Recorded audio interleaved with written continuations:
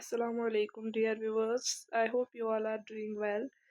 तो आज हम पॉलिनोमियल एक्सरसाइज 2.2 का दूसरा लेक्चर देने जा रहे हैं, जिसमें कल हमने ज़ीरोज़ ऑफ द पॉलिनोमियल्स निकाले थे और उनके दरमियान जो रिलेशनशिप होती है वो भी हमने कल किया था। आज हमें उसी का पार्ट फोर्थ करना है, जो कि है 4u² + 8u। ये एक क्वाड्रेटिक पॉलिनोमियल है, लेकिन इसमें कांस्टेंट टर्म मिसिंग है, क्योंकि general form of a quadratic polynomial जो है that's ax² + bx + c where a is not equal to 0। यहाँ पे c मिसिंग है, तो c के बदले 0 हम लिख सकते हैं। 4u² + 8u को हमें सॉल्व करना है। 4u² + 8u सिंपली हम इक्वेट करेंगे 0 के साथ, जैसे हम करते हैं। फिर उसके बाद हम यहाँ पे हमें सुप्लिट नहीं करना है, जैसे जो कल क्वेश्चंस हमने किए थे x² - 2x - 8, वहाँ पे 3 टर्म्स प्रेजेंट होती है। जब 3 टर्म्स प्रेजेंट होती है तो बीच वाली जो मिडल टर्म होती है उसको हम सुप्लिट करते हैं 2 टर्म्स में। लेकिन यहाँ पे 2 ही टर्म्स प्रेजेंट है, तो हम डायरेक्टली इनमें देखेंगे कि कुछ कॉमन मत है, वो हम बाहर निकालेंगे। अगर 3 टर्म्स प्रेजेंट होती है उस टाइम जो हमारी मिडल टर्म होती है उसको सुप्लिट करना ज़रूरी होता है।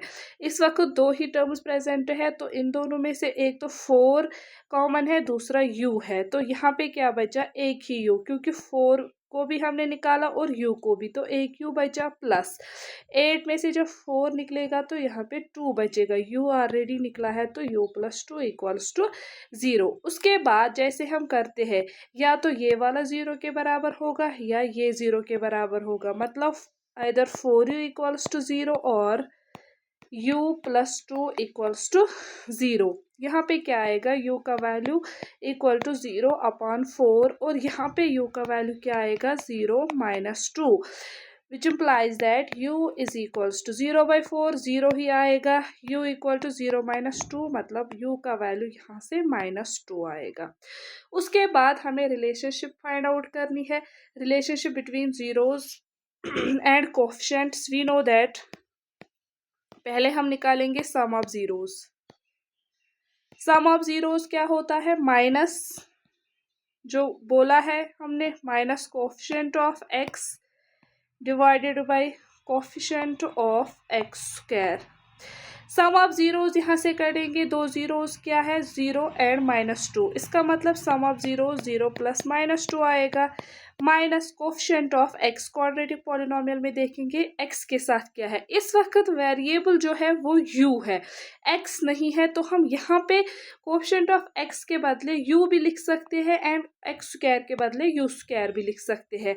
अब हम देखेंगे कि u के साथ क्या है। u के साथ वैल्यू है 8, इसका मतलब u का कोफिशिएंट 8 है एंड u² का 4 है, तो हम यहाँ पे लिखेंगे minus coefficient of u is 8 divided by coefficient of u² is 4।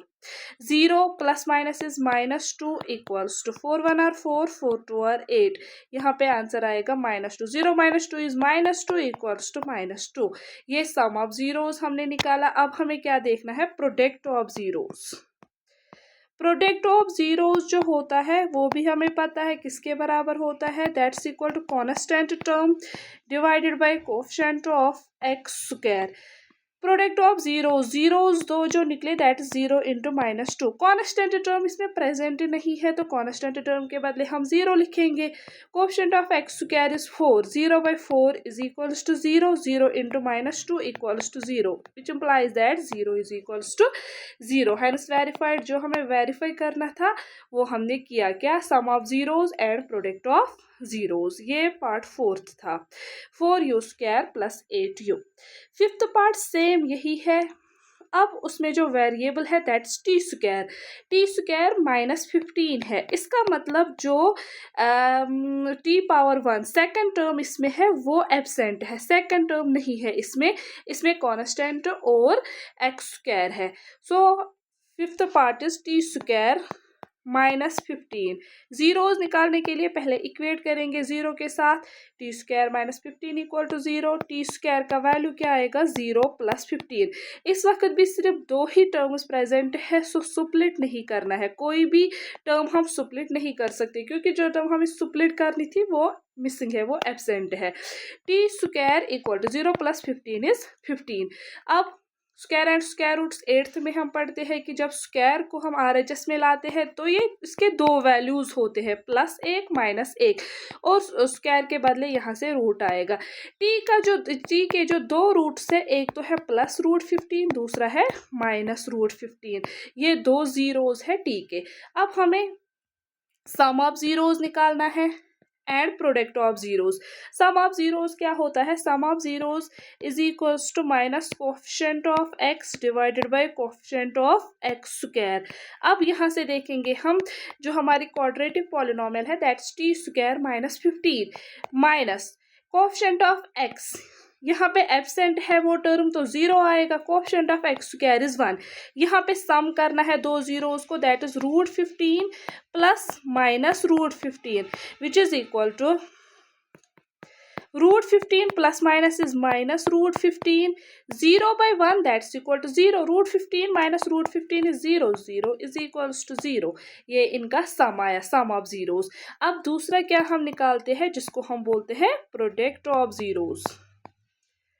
Product of zeros क्या होता है, product of zeros is equals to constant term divided by coefficient of x square. दो जीरो जो निकले that is √15 into -√15 which is equal to constant term. Constant term क्या है -15, coefficient of x square that's 1, √15 into -√15 that's -√15 का square which is equal to -15/1 is -15, यहाँ पे square और root cancel, -15 is equals to -15। ये निकाला हमने प्रोडक्ट ऑफ जीरोज। दो जीरोज क्या निकले थे 15, √15 एंड -√15, तो वहां से हमने सम निकाला जो कि 0 आया एंड प्रोडक्ट निकाला जो कि -15 आया। अब लास्ट जो क्वेश्चन नंबर 1 का जो लास्ट पार्ट है वो क्या है, 3x स्क्वायर -x -4। जैसे हमने पहले 3 पार्ट्स किए थे सेम ये पार्ट उसी पे है, इसमें सेकंड टर्म प्रेजेंट है, इसमें थर्ड टर्म भी प्रेजेंट है, इसका मतलब यहाँ से हमें सुप्लिट करना है, मिडल टर्म को सुप्लिट करना है।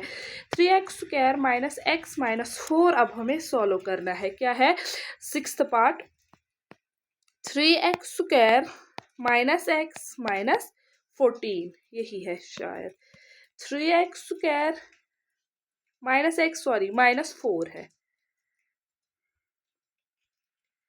3x square -x -4। क्या बोला था मैंने, जो कोफिशिएंट ऑफ x स्क्वायर है और जो कांस्टेंट टर्म है उनको हमने प्रोडक्ट करना है, 3 4 और 12 आएगा। फिर हमें इस 12 के फैक्टर्स निकालने हैं, क्या क्या आएगा 1 12 और 12, 2 6 और 12, 3 4 और 12, फिर आएगा 6 4 3 और 12, 6 2 और 12 एंड 12 1 और 12। अब हमें 1 by 1 चेक करना है, अगर हम 1 - 12 करेंगे तो 13 आएगा, नहीं है ये दो नंबर्स नहीं आएंगे। अगर हम 2 + 6 करेंगे तो 8 आएगा, हमें आना क्या है माइनस, आना क्या चाहिए -1। 2 + 6 8 आएगा, 2 - 6 -4 आएगा तो ये भी नहीं है। अगर 3 + 4 करेंगे तो 7 आएगा, नहीं है। अगर 3 - 4 करेंगे तो -1 है, इसका मतलब यही दो नंबर्स है, क्या 3x -4x। तो यहाँ पे हम क्या लिखेंगे 3x square +3x -4x -4 equal to 0। हम एक बार फिर से चेक करेंगे, 3 4 और 12, 12x into x is x square, 3x -4x is -x। तो यही दो नंबर्स है जिनको हम प्लस माइनस जब उनको करेंगे तो -1x आएगा और प्रोडक्ट करके 12 आएगा। अब उसके बाद नेक्स्ट स्टेप जो हम ऑलरेडी करते हैं, इनमें से देखेंगे कौन सा नंबर सेम है, 3 भी है और x भी है। तो यहाँ पे क्या बचा x, +3x को हमने निकाला है तो यहाँ पे 1 बचा, माइनस इन दोनों दोनों में हम देखेंगे 4 सेम है तो 4 निकालेंगे, यहाँ पे x बचा। जब हम माइनस को निकालते हैं तो साइन चेंज होती है, तो यहाँ पे प्लस आएगा। 4 ऑलरेडी हमने निकाला है तो यहाँ पे 1 बचा इक्वल टू 0। ये दो नंबर सेम है x+1 तो यहाँ पे हम लिखेंगे x+1। यहाँ पे क्या बचा 3x, यहाँ पे -4 इक्वल्स टू 0। उसके बाद या तो x+1 0 होगा और 3x-4 भी 0। यहाँ से एक 0 निकल के आएगा, यहाँ से दूसरा। यहाँ पे आंसर क्या आएगा 0 -1। यहाँ पे क्या आएगा 3x = 0 + 4। यहाँ से आएगा x = -1।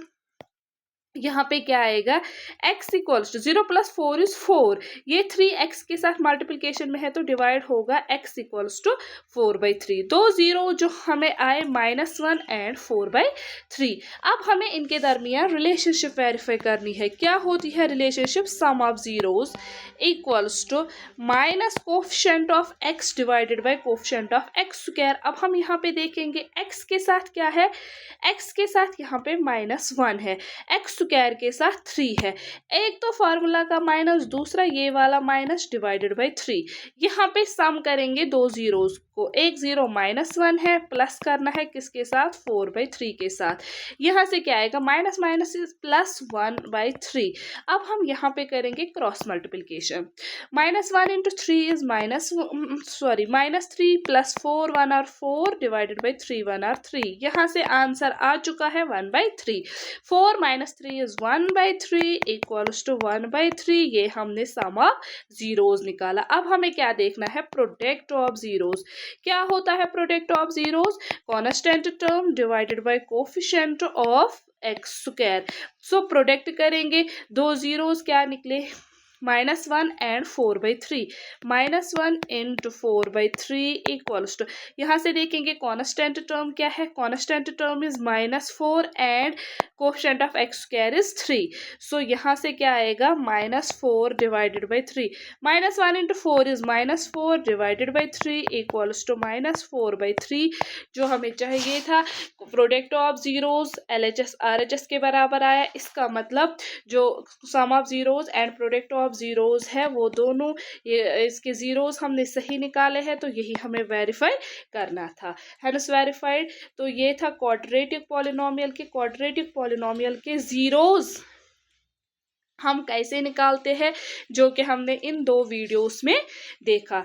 अब इसके बाद एक्सरसाइज 2.2 का और एक क्वेश्चन भी है जो कि हम नेक्स्ट वीडियो में सॉल्व करेंगे। तब तक के लिए अल्लाह हाफिज।